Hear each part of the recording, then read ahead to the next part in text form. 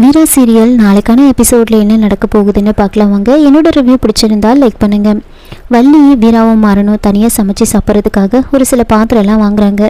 மாறன் கீழே இறங்கி வராரு. மாறன் கிட்ட வந்து இந்த பாத்திரத்தெல்லாம் எடுத்துகிட்டு போக சொல்கிறாங்க. நீயும் வீராவும் தனியாக சமைச்சு சாப்பிடணும்ல, அதனால வாங்கியிருக்கேன் அப்படின்னு சொல்லி கொடுத்துட்டு மாறன் கிட்ட வந்து கேட்குறாங்க.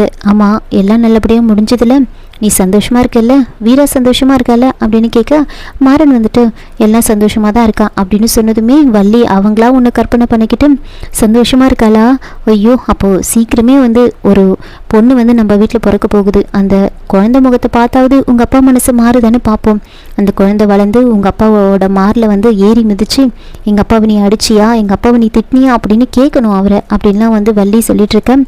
அப்போ மாறன் வந்துட்டு என்ன நடந்துச்சுன்னே தெரியாமல் என்னென்னவோ பேசிகிட்டு இருக்கு. இது நான் வெளியவும் சொல்ல முடியாமல் இருக்கேன் அப்படின்னு மனசுலேயே நினச்சிட்டு இருக்காங்க. ஆமாம், இவ்வளோ யோசிக்கிறிய, பேரெல்லாம் வந்து யோசிச்சிட்டியா அப்படின்னு கேட்க, யார் பேர், உங்கள் அம்மா பேர் தான், எல்லாம் யோசிச்சாச்சு அப்படின்னு சொல்ல, கேட்குறதுக்கு எல்லாம் நல்லா தான் இருக்குது, நடந்தால் நல்லா தான் இருக்கும் அப்படின்னு சொன்னதுமே அப்போ வள்ளி வந்துட்டு என்ன சொன்ன, இல்லை இன்னும் 10 மாதத்தில் டெலிவரி ஆக போதில்ல, அதை நினச்சி சொல்லிட்டு இருக்கேன் அப்படின்னு சொன்னதுமே வள்ளிக்கு இன்னும் சந்தோஷமாயிடுது. ஐயோ அதெல்லாம் இப்போ தான் நடக்க போகுதோ தெரியல, அந்த குழந்தை இந்த வீட்டுக்குள்ளே வந்து இந்த வீட்டு ஃபுல்லாக ஓடி ஆடி விளையாடி அப்படின்னு அவங்க பாட்டுக்கு பேசிகிட்டு இருப்பாங்க. உண்மை தெரியாமல் என்னென்னவோ பேசிகிட்டு இருக்கு அப்படின்னு யோசிச்சுக்கிட்டு மாறன் அந்த சாமான்லாம் எடுத்துக்கிட்டு ரூமுக்கு போகிறாங்க. ரூமுக்கு போயிட்டு வீராவை பார்க்கும்போது வீரா வந்து நல்லா தூங்கிட்டு இருப்பாங்க. என் தூக்கத்தை கெடுத்துட்டு நீ நல்லா தூங்கிட்டு இருக்கியா, இருடி இப்போ வர அப்படின்னு சொல்லி அந்த பாத்திரத்தை அப்படியே டமால்னு கீழே போடுறாங்க. போட்டதுமே வீரா எந்திரிக்கிறாங்க. ஐயோ வீரா, சாரி வீரா, தெரியாமல் கீழே போட்டுட்டேன் அப்படின்னு சொல்ல, நீ எப்போ பாத்திரம் கடை வைக்க ஆரம்பிச்ச அப்படின்னு கேட்குறாங்க. அப்போது மாறன் வந்துட்டு இல்லை இப்போ தான் துணி வியாபாரமே பண்ணி பண்ணி போர் அடிச்சிருச்சா, அதான் இதை ஆரம்பிச்சிட்டேன், நீ வேணா அக்கௌண்ட்ஸ் பார்க்குறதுக்கு வரியா அப்படின்னு கேட்குறாங்க. அப்போ வீரா வந்து என்ன உளறிட்டுருக்க அப்படின்னு கேட்க, பின்ன நம்ம 2 பேரையும் இந்த வீட்டிலேருந்து ஒதுக்கி வச்சுட்டாங்கல்ல, பசிக்கும்ல, சமைச்சு சாப்பிடணும்ல, அதுக்கு பாத்திரம்லாம் வேணும்ல, அதான் அத்தை வாங்கி கொடுத்தாங்க அப்படின்னு சொல்லிட்டு இருக்காங்க.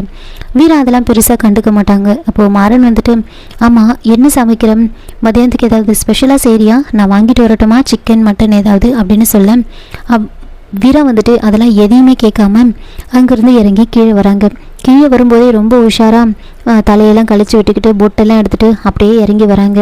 அப்போ வள்ளி வந்து மாறன்கிட்ட கேட்ட மாதிரியே வீராக்கிட்டையும் கேட்குறாங்க. வீரா நீ சந்தோஷமாக இருக்கியா அப்படின்லாம் கேட்க அப்படியே வீரா வந்து வெக்கப்பட்டுக்கிட்டே இருப்பாங்க. அப்படியே வள்ளி வந்து சுற்றி முற்றி பார்க்குறாங்க. என்ன பார்க்குறீங்க அப்படின்னு கேட்க, இங்கே ஒரு சிஐடி வேலை பார்க்குற ஒரு லேடி இருக்கேன், அதை தான் பார்த்துட்ருக்கேன், எப்போ பாரு சுற்றி சுற்றி நின்றுட்டு யார் என்ன பேசுகிறாங்கன்னு கேட்டுக்கிட்டு இருக்கிறது அப்படின்னு சொல்ல, யாரை சொல்கிறீங்க நீங்கள் அப்படின்னு கேட்க, எல்லாம் இந்த ராஜேஷோட அம்மாவை தான் சொல்கிறேன். வீரா இங்கே பாரு, உங்கள் அக்கா உன் மேலே பாசமாக இருந்தா அப்படின்னு வந்து நீ ரொம்ப அவள் மேலே வந்து பாசமாக இருந்து ஏமாந்துடாத அப்படின்னு சொல்கிறாங்க. அவள் பாசமாக இருக்கிற மாதிரி நடித்து உன்னை ஏமாற்றலாம், அதனால் நீ ரொம்ப உஷாராக இருக்கணும் அப்படின்னு சொன்னதுமே வீரா வந்துட்டு வள்ளியம்மா அதெல்லாம் நீங்கள் பயப்படாதீங்க, நீங்கள் வேணால் பாருங்கள், நான் கண்மணியை திருத்தி அவளை வந்து ராகவன் மாமா கூட சந்தோஷமாக வாழ வைக்கிறேன்னா இல்லையான்னு மட்டும் பாருங்கள் அப்படின்னு சொல்கிறாங்க. அதுக்கப்புறமா வீரா வந்துட்டு குளிச்சு முடிச்சு ரெடி ஆகிட்டு வந்து நேராக கிச்சனுக்கு வந்து போகிறாங்க. அங்கே கண்மணியும் அவங்க அத்தையும் வந்து சமைச்சிட்ருப்பாங்க. அவங்க அத்தைக்கு வந்து ஒரு குட் மார்னிங் சொல்லிவிட்டு கண்மணிக்கிட்ட வந்து பேசுகிறாங்க. கண்மணி வந்து பேசவே மாட்டாங்க. அதுக்கப்புறமா வள்ளி வந்து வெளியில் நின்று கிச்சன் வெளியில் நின்று இதெல்லாம் பார்த்துட்ருக்காங்க.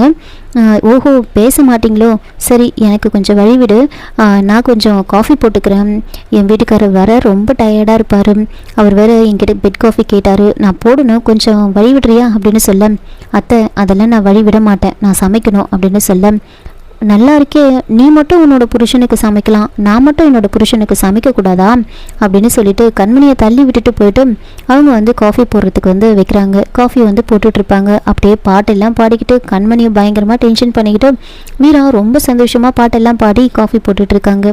இதெல்லாம் பார்த்த வள்ளிக்கு வந்து ரொம்ப சந்தோஷமாயிடுது. இந்த வீடு இவ்வளோ கலகலப்பாக இருக்கணும் தானே நான் ஆசைப்பட்டேன், நடத்துங்க அப்படின்னு சொல்லிட்டு வள்ளி போகிறாங்க. வீராவும் காஃபி போட்டு முடிச்சுட்டு என் வீட்டுக்காரர் வெயிட் பண்ணிட்டு இருப்பார் பெட் காஃபிக்காக, நான் போகிறேன் அப்படின்னு சொல்லிட்டு அந்த காஃபியை போட்டு வெளியில் எடுத்துகிட்டு வராங்க. வெளியில் மாறன் வந்துட்டு நியூஸ் பேப்பரில் நியூஸ் படிச்சுட்டு இருப்பாங்க. அதில் நிறைய வந்து பொண்டாட்டி வந்து புருஷனை சாகடிச்ச மாதிரி நியூஸ் எல்லாம் வரும். அதெல்லாம் பார்த்துட்டு நியூஸ் பேப்பர் அப்படியே மூடி வச்சுக்கிட்டு பயந்துக்கிட்டு நின்றுட்டுருப்பாங்க. அப்போ கரெக்டாக வீரா வந்துட்டு காஃபி போட்டு எடுத்துகிட்டு வந்து என்னங்க உங்களுக்காக காஃபி போட்டிருக்கேன் அப்படின்னு சொல்லி கொடுக்குறாங்க. மாறனுக்கு ஒன்றுமே புரியல. என்ன அப்படியே பார்த்துக்கிட்டே இருக்கீங்க அப்படின்னு சொல்ல, நியூஸ் பேப்பர் படிச்சிட்டிங்களா அப்படின்னு கேட்குறாங்க. படிச்சிட்டேன், அதான் கொஞ்சம் படப்படன்னு இருக்குது, அதான் அப்படியே நின்றுட்டுருக்கேன் அப்படின்னு சொல்ல, எடுத்துக்கோங்க காஃபி எடுத்துக்கோங்க அப்படின்னு சொல்ல வள்ளி பின்னாடியே வராங்க. என்னடா உனக்காக ஆசையாக காஃபி போட்டு கொண்டு வந்திருக்கான், எடுத்துக்கோ அப்படின்னு சொன்னதுமே மாறன் எடுக்கிறாங்க.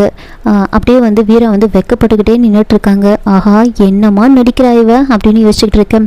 ஆமாம் பாலில் ஏதாவது கலந்தியா அப்படின்னு கேட்குறாங்க. உடனே வீரா ஆமாம் என்னோட லவ் அஃபெக்ஷன் அப்படின்னு எல்லாத்தையுமே கலந்துருக்கேன் அப்படின்னு சொன்னதுமே, அப்படி நமக்குள்ள எதுவுமே கிடையாதேடி, உள்ள ஒரு மாதிரி பேசுகிறா, வெளியில் ஒரு மாதிரி பேசுகிறா, இது வெளியில இல்லை என்னமா நடிக்கிறா அப்படின்னு யோசிச்சுட்டு இருக்காங்க.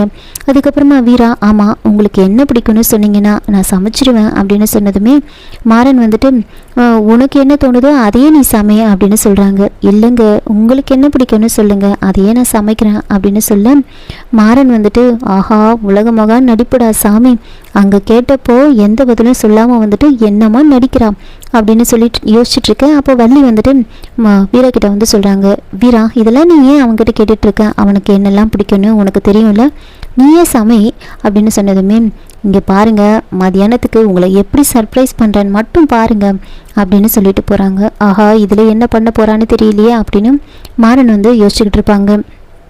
அதுக்கப்புறமா வீரா சமைக்க ஆரம்பிக்கிறாங்க. அப்போது கண்மணியும் அவங்க அத்தையும் கிச்சனுக்கு வராங்க. அதை பார்த்துட்டு என்ன இது ஸ்டவ் மொத்தத்தையும் நீ ஆக்குப்பை பண்ணிக்கிட்டேன்னா நான் எப்படி சமைக்கிறது அப்படின்னு கேட்குறாங்க.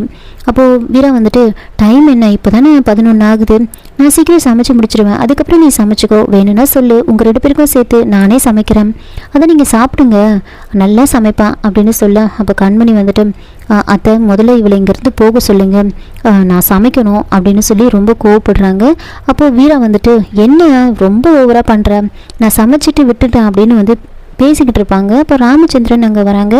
ராமச்சந்திரன் வீரா கிச்சனுக்குள்ளே இருக்கிறத பார்த்ததுமே ராமச்சந்திரன் வீராவை கூப்பிட சொல்லி வள்ளிக்கிட்ட சொல்கிறாங்க.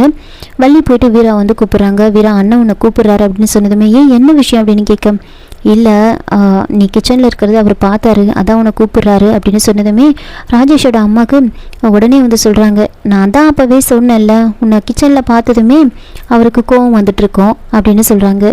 அதுக்கப்புறமா வீரா போகிறாங்க. அங்கே ராமச்சந்திரன் உங்ககிட்ட நான் என்னம்மா சொன்னேன் அப்படின்னு கேட்டதுமே கண்மணி வீரா புரியாத மாதிரி சொல்கிறாங்க. அப்போ கண்மணி, என்ன வீரா ஒன்றுமே புரியாத மாதிரி பேசுகிற, உன்னை என்ன சொன்னார் மாமா, உங்களை ஒதுக்கி வைக்கிறேன்னு தானே சொன்னார், அப்புறம் எதுக்காக நீ கிச்சனுக்குள்ளெல்லாம் வர, உனக்கு இதெல்லாம் தெரியாதா, ஒதுக்கி வைக்கிறேன்னு சொன்னால் என்ன அர்த்தம், கிச்சனுக்கு வரக்கூடாது, எந்த ஒரு பொதுவான பொருளையும் யூஸ் பண்ணக்கூடாது, அது தெரியாதா உனக்கு அப்படின்னு கேட்குறாங்க.